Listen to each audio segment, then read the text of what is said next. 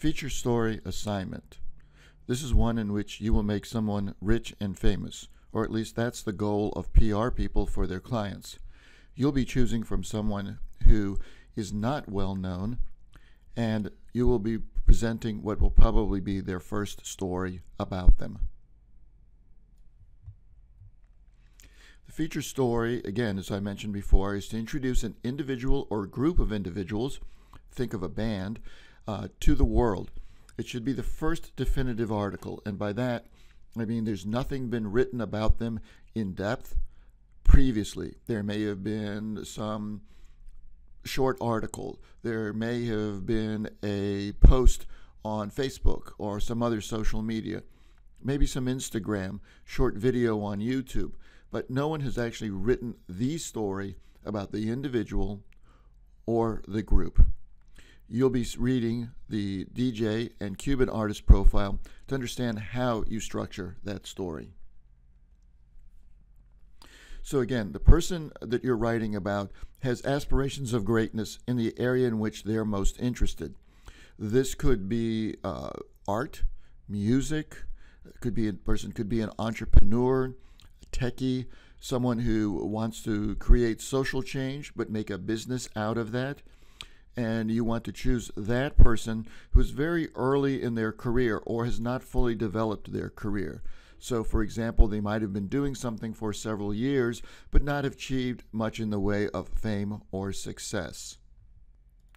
To determine whether or not this person is well known, check their social media. If they have more than 10,000 people or followers on any one of the channels, then you don't want to do them. You want to find someone who is still fairly new or fairly unknown.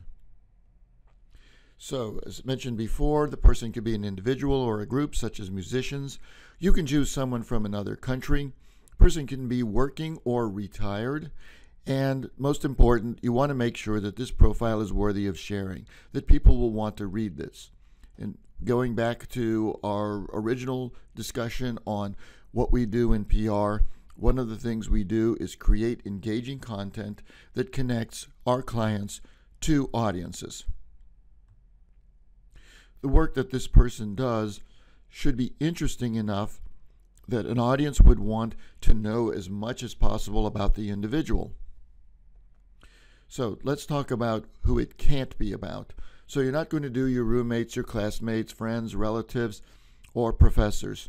What you're going to do is write about someone outside, someone that you need to go and find and talk to, interview, write their story, and interview other people. And we'll talk about the interviewing process in just a moment. You can get references from your roommates or classmates or co-workers about that person and say, hey, can you help me find an individual that I'd like to write about? Why don't we want to do this category of people? Several reasons. Number one, if you write a story about them, they're going to want you to show it to them, and they're not going to be happy with whatever you write. They will be disappointed because it won't match their perception of themselves, and that will create a problem between you and that person. You don't want to have a difficult or awkward situation with your boss, with your relatives, or the people who are grading your assignments. The same with your roommates. If they don't like it, they're going to resent you, and you're going to damage a good relationship. So, interviewing guidelines. Once you've identified the subject, you're going to contact this person, and you're going to set up an initial interview. You're going to ask basic questions. How did you get interested in what you're doing? When did this happen? Who's been your influences? What are you hoping to achieve, and so forth. At first, you'll want to get basic information from the individual to put them at ease, and then you'll want to get into the in-depth questions, the ones that really provide the insights and the details that make that person's story come alive. You're going to need more than one interview session. That's because you'll want additional details as you start to write your story. Also, you may get information from other people that will make you want to go back to that person and get more information. So, you're going to interview not just that person, but people who know that people. Repeat. You're going to want to interview not just that person, but people who know that person. You want to get a 360-degree view of that person and what he or she is doing. So, for example, if the individual is a comedian, you will want to interview other comedians who know his or her work to get an idea of what makes that comedian special. What kind of jokes do they tell well? Are they more storytellers, or do they go for the one-liners? Along those lines, you'll want to interview the people who manage the comedy club where that individual performs. Why did you hire that person? What kind of crowd does this person attract? And again, how is this comedian different from other comedians who come to the club?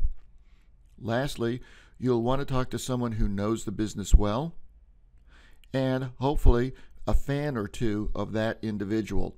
So maybe it's a fan who comes to the comedy club just to see that person perform. You don't want to interview people who are friends and family, except for background information.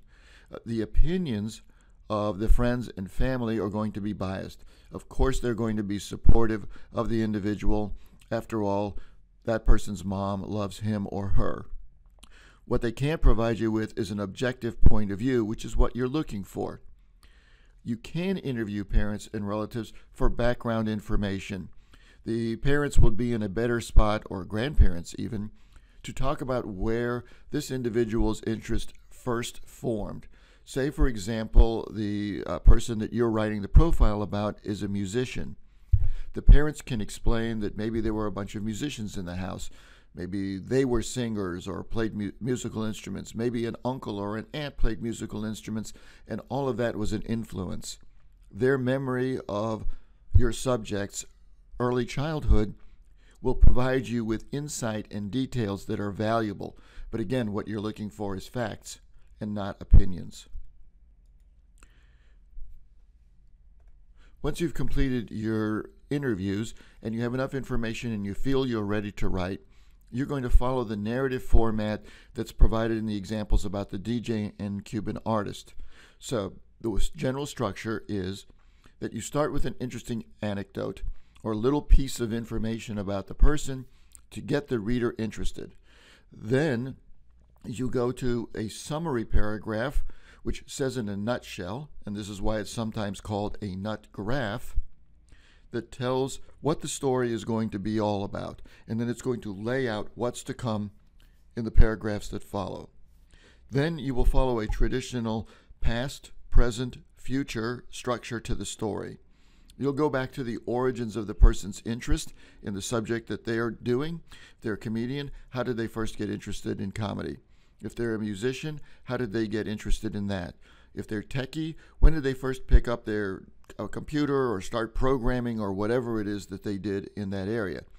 Follow their progression, their studies, developing the idea for making this a career. And again, we're looking for someone with a deep passion. Where is their career now? And what do they hope for in the future? When you get to the end, a quote is always a good way to end the story. Again, using the... So pictures are part of the story. You'll want to ask the individual for photos that represent what that person does. So for example, if the person's a singer, you'll want them at a microphone, hopefully in a club setting. If they're a musician, you want to show them playing their instrument. If they're a techie, we need to show them at a computer or something that helps the reader visually get into the story. As important as your writing is, we all know that without good photos, people aren't going to stop and take the time to read the story. You'll want to get permission from the person to use those images or those videos. And thinking about those images, ask yourself, if you were promoting this story on social media, what pictures would you use? What would be the most attention-getting? All right, so a couple of final notes here. The subject and the sources can't see the draft before editing. This protects you, because if you let them see this, they will change it to the way they want to see the story based on their own biases and self-perception. This is going to harm their story. You're going to, as an outside person, write a better story than they will. However, You can read back quotes for accuracy. So you can say, in this paragraph, you say these words. Is this correct?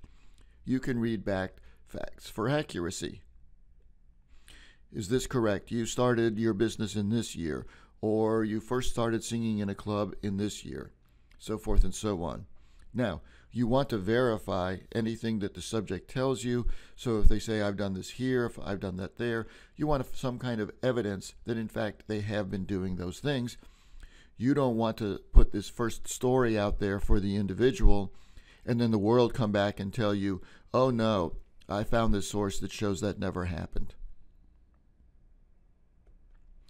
Requirements. The profile needs to be 600 to 1,000 words. You'll need at least 600 just to be able to tell this person's story and include the multiple sources.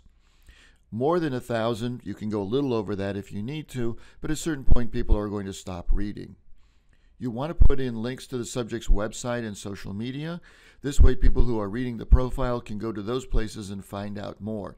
So, for example, let's say someone has started a jewelry company inspired by something that happened or their personal interest. Well, it would be good to have a link to the website where this jewelry is being sold. You're not trying to advertise the jewelry. Your profile is of the person and their passion for making and creating jewelry. But you want the reader to be able to go and look at it. You're going to embed or attach at least 3 images. As we've done in other assignments, that headline of 70 characters, including spaces, that SEO summary, so that if the profile were posted, people would be able to find it in a search, and then 4 media outlets, including those online, where someone could go and read the story. And think about the places that it would be most appropriate for that story to be placed. The first draft of this assignment is due February 26. You'll have 1 revision. That'll be due March 3rd. Label the Word file with your name and the word feature. Email it to me as an attachment, just as we have done with all of the assignments. An edited version will be returned to you, and then you'll send that back by email, marking it Edit 2, and again by the deadline for final grading, as we are coming close to the end of the term. If you have any questions, email me or schedule an editing session. Just recently went through one with one student. We got through 3 assignments in less than an hour. You can too.